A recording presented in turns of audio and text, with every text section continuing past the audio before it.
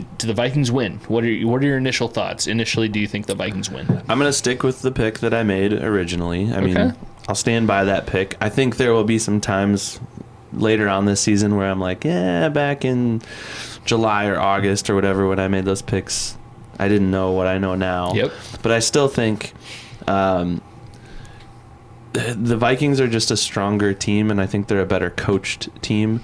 I think right now Kevin O'Connell's job is pretty safe at this point. This point, yeah. And we can talk about this later too, but we maybe talked about the article that came out with Mike Zimmer. Yeah. That's another talker here in a minute. But anyways, just hearing some of that cultural thing that KOC brings in, the cultural piece, and how he's really built a family out of this team.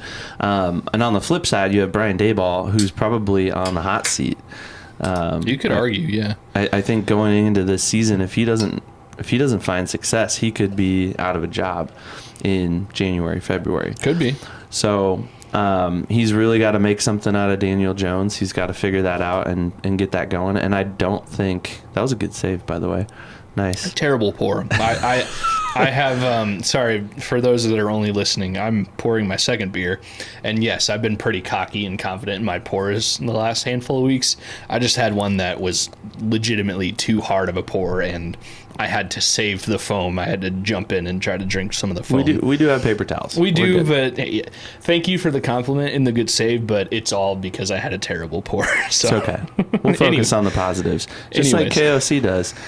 And what a transition! There it is. Hey, but yeah, I really think KOC's coaching will come through, and I think the Giants will struggle. I don't think their defense is great.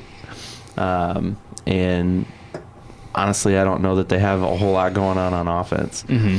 So those are my thoughts. Yeah, I tend to agree with you. I think leadership-wise, the Vikings are in a better spot. KOC definitely, every once in a while, you'll see a coach that players play for. I think of Leslie Frazier, former Vikings coach. Mm-hmm. He was definitely a player's coach, but no offense to Leslie Frazier, he's a better coach than I could ever even dream to be, but he wasn't that great of an NFL coach. Yeah, he was a guy that people rallied behind and played for, and he was a motivator and a leader, but as far as like being a good X's and O's coach, he just didn't bring that to the table, and that's why he didn't succeed in the NFL. As a head coach, he's been a pretty good coordinator. I think KOC truly brings it all. He's a rah-rah guy. He is a player's coach. The team after every win puts out a video of him like sprinting around the locker room, giving the rah-rah speech, handing out the game balls, and he definitely seems like a guy that players want to play for and players like to make happy because he is such a good guy, but he's also a really good coach. He knows the X's and O's. He was an NFL quarterback. Yeah, he wasn't a Hall of Famer, but he was an NFL quarterback. He knows the game, and he knows how to be a head coach. So I think KOC brings it all to the table, and everything we've heard is the rest of the coaching staff also brings it all to the table. Brian Flores, he's got to be one of the best defensive coordinators in the league, and players like to play for all these coaches. So I think when you compare the Vikings coaches and the Giants coaches, it definitely seems like the Vikings have the upper hand there. Roster-wise, maybe they're pretty even. I would argue like they're probably about even, neck and neck. And when I looked earlier today, Monday the 2nd of September, Labor Day, DraftKings has this game. The Vikings are favored by 1 point, which essentially means it's a pick'em game. So it's going to be an even game. It shouldn't be a blowout either way.